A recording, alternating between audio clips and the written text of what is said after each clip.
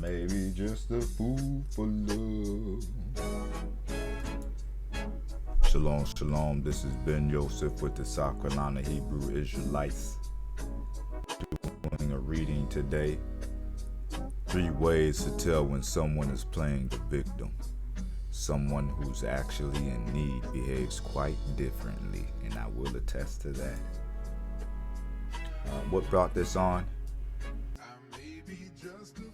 Calling a Negro a racist is playing the victim, most definitely. And we need to address this today in Yashara'el community and church.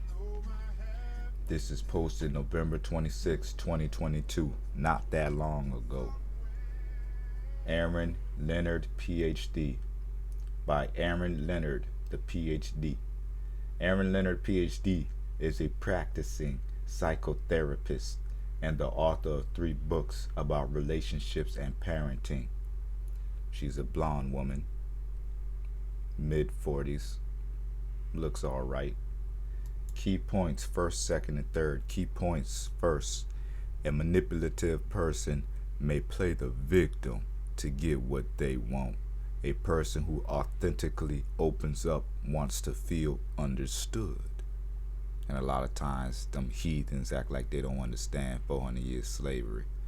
A person who plays the victim actively manipulates others by attention seeking.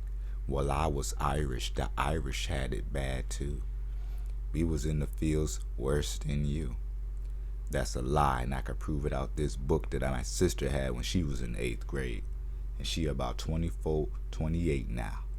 Inflicting guilt and evading accountability. Thirdly, a person who is authentically opening up accepts feedback. Did a Euro-Gentile accept feedback about his own racism? Responds to empathy. 400 years, no empathy. And can be vulnerable. Salaki.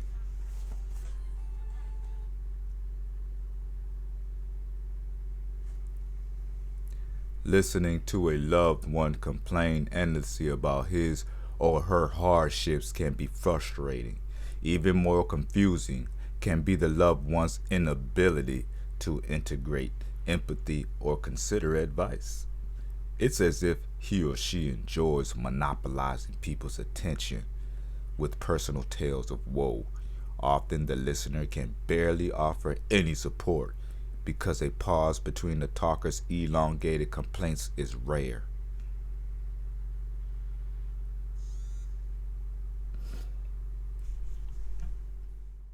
Yet, a person may experience guilt for feeling annoyed and admonish herself for her insensitivity. She may compensate by allowing this person to dominate her time. Eventually, resentment may grow and the person may lose patience or attempt to get space. Although these are understandable reactions, there may be an easy and quick way for a person to decipher whether the person is attention seeking or actually needs support. 3 differences may help a person distinguish between a person who is engaging in a victim stance and a person who is authentically opening up. So who's the true victim and who's playing the victim is what it's saying. And it begins, I highlighted it right here. First, adopting a victim stance equates to a person fundamentally adhering to the beliefs that his or her life is more difficult than anyone else's, for example, being Irish. This is a caveat from The American Promise, A Compact History, 4th edition.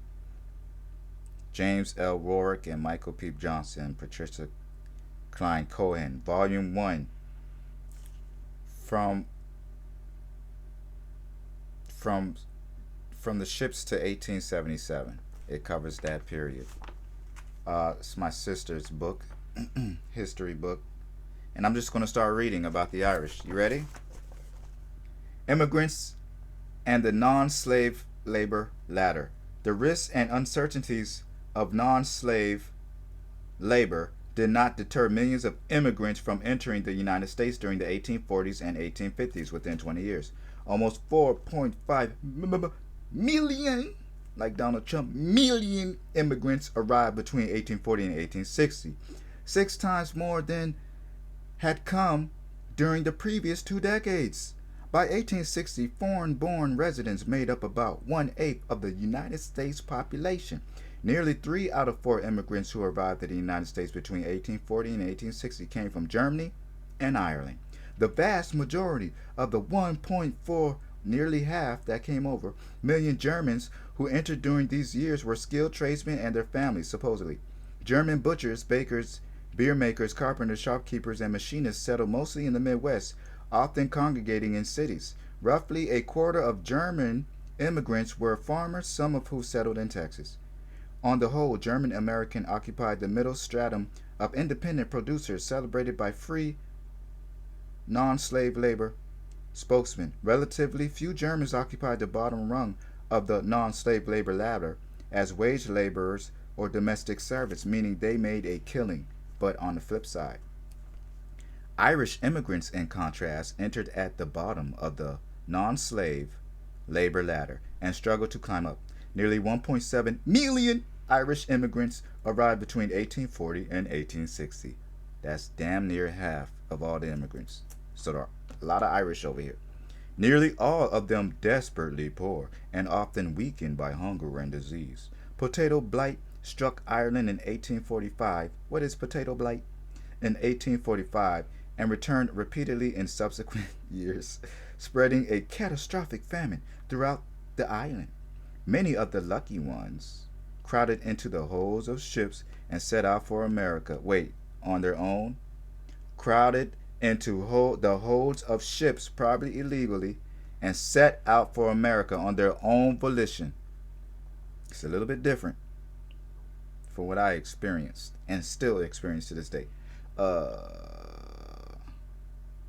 Where they congregated in northeastern cities. As one immigrant group declared, all we want is to get out of Ireland.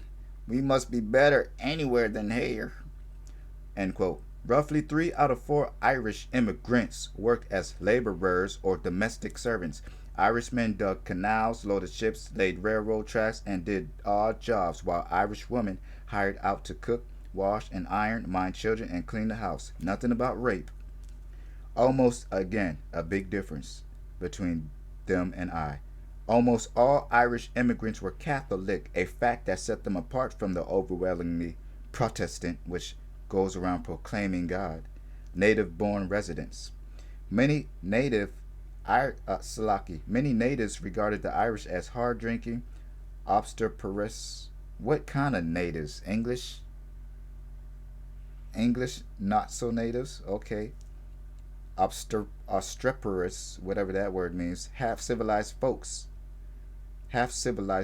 Such views lay behind the discrimination reflected in job announcements that commonly stated, "No Irish need apply. No Irish need apply." End quote. Despite such prejudices, native, so-called European residents hired Irish immigrants because they accepted low pay and worked hard. Low pay. They accepted low pay. It wasn't no negotiation. Let's continue. In America, it's not the same, Irish man. You are not the same. In America's labor-poor economy, Irish laborers could earn more in one day than in several weeks in Ireland. Well, damn, that's why you're over here. Voluntary choice is not the same as captivity, forced captivity upon God's chosen people. If they could find work there. In America, one immigrant explained in 1853, there was plenty of work and plenty of wages, plenty to eat, and no landlords. That's enough. What more does a man want? End quote. But some immigrants wanted more. Especially respect. What? Respect and decent working conditions, OSHA. Well, you're treating me like a nigger. One immigrant complained that he was being treated like a nigger. Oh, no, it says A slave for the Americans as the generality of the Irish, are. Such testimony illustrates that the non-slave labor system, whether for immigrants or European conquerors, laborers, often did not live up to the optimistic vision outlined by bastard Abraham Lincoln and others like Donald Trump. Many wage laborers could not realistically aspire to become independent, self-sufficient property holders and slave masters, despite the claims of free non-slave labor proponents. Question: how did the free labor ideal account for economic inequality? And what is free labor? During the 1840s and 1850s, leaders throughout the North and West emphasized a set of ideas that seemed to explain why the changes underway in their society benefited some people more than others. They referred again and again to the advantages of what they termed free labor. The word free referred to laborers who were not slaves. It did not mean laborers who worked for nothing. So, what was the question? How did the free labor ideal account for economic inequality? And I lost the damn spot. What was the damn question? How did it equate for something or another? They try to explain that the Irish are lazy and all that, and the Irish is going with that. But it ain't the same, baby. It's not the same. Let's continue. The person is consumed with herself or himself, and the conversation is one-sided. He rejects the listener's empathy because the real goal isn't to feel better, it's to control another. Alternatively, a person who authentically opens up is often concerned about burdening the listener. He or she also actively interacts, desires feedback, and accepts empathy. The opposite of a Euro-Gentile's reactions when you confront him with the truth. Or you're being a racist Hebrew Israelite. The black Hebrew Israelite. The African Hebrew Israelite. Second, by acting like the vulnerable and wounded party, the person has an opportunity to inflict guilt. He or she uses hardship as a reason to exploit a person's kindness. For instance, let's say Molly has an ingrown toenail, that heathen woman. She runs into her coworker, she-devil Lisa, at the grocery store. She-devil Lisa notices the bandage on her foot and asks heathen woman Molly if she is okay. Heathen woman Molly groans about her condition, the pain, the inconvenience, and the stress the injury is causing. She-devil Lisa feels for heathen woman Molly and asks if there's anything she can do. Heathen woman Molly says, yes, the deadline for my project is tomorrow, but I am so much in pain. And any chance you can sketch out the proposal for me? In this example, heathen woman Molly utilizes her misfortune to take advantage of a colleague. Conversely, a person who is sincerely struggling with a problem may disclose how she feels instead of what he or she wants from the other person. For example, Molly says to Lisa, yes, it is hard. I am so restless and in my head all of the time because I am sitting around. Sometimes my brain goes down a rabbit hole and I feel lost. I feel crazy sometimes. She-devil Lisa empathizes. I understand. You can't do anything but sit and think. It's like overthinking in overdrive. It happens to me too. It's torture. Try watching a movie that could make you laugh. Heathen woman Molly absorbs she-devil Lisa's empathy and is very relieved. She is not the only one who overthinks. She feels understood, connected to she-devil Lisa, who totally gets it, and far lesser known in her plight. She hugs She-Devil Lisa and thanks her for listening and for the recommendation. Heathen woman Molly leaves the store lighter and more hopeful than before. Third, an individual who has a victim mentality often attempts to evade accountability. This is highlighted. Using a past hardship to excuse responsibility in a current relationship, like the relationship between the so-called blacks, the Negroes in America, Hispanics, Native Americans, and their oppressor, much like the relationship between Palestinians and their oppressor. Using a past hardship to excuse responsibility in a current relationship is a way for the person to grant themselves a, and I quote, get out of jail free card, end quote. For example, White Devil Mike and She-Devil Laura are newly married. One day, She-Devil Laura notices White Devil Mike isn't wearing his ring. She asks him about it over dinner. White Devil Mike says he was traumatized by the guys at the office when he married his first wife. He says, and I quote, the guys at the office were brutal. They made fun of my ring and called me Triple B for Bed Bath and Beyond. They wouldn't let up.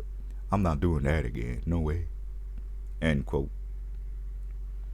She-Devil Laura is confused and several weeks later discovers White Devil Mike profile on a dating site. On the other hand, a person who is sincerely struggling and needs to process what he or she is feeling is usually able to be vulnerable. Key point. Vulnerability, and this is highlighted, is the capacity to identify and discuss uncomfortable and distressing emotions. This individual can identify, articulate, and eventually understand what they are feeling as they work through it. Although a kind person wishes to help everyone, it may be important to recognize who is manipulative and who is authentic. A person who is playing the victim tends to attention seek, inflict guilt to manipulate, and use a past hardship to escape accountability in a current situation. The 3 key points: attention seek, inflict guilt to manipulate, and use past hardship to escape accountability in a current relationship. Typically, a person who is sincerely grappling with a difficulty accepts empathy and feedback. They listen, they be quiet and they sit there and they listen. That's all they can do. Does not want anything from the listener but to feel understood, and is able to be vulnerable during the conversation. And I've met some heathens that do just that. Want to feel understood and able to be vulnerable during the conversation. Those are the ones that I take it easy on. But the ones that want to, oh, you're racist. Oh, those the ones I want, baby. Let me roast them. This is by Erin Leonard Ph.D. is a practicing psychotherapist and the author of 3 books about relationships and parenting. This is from psychologytoday.com. Today, it's 7:02 p.m. Today is Friday, December the 1st, so-called 2023. 7:02 p.m. It's the Shabbat evening. Shalom, shalom.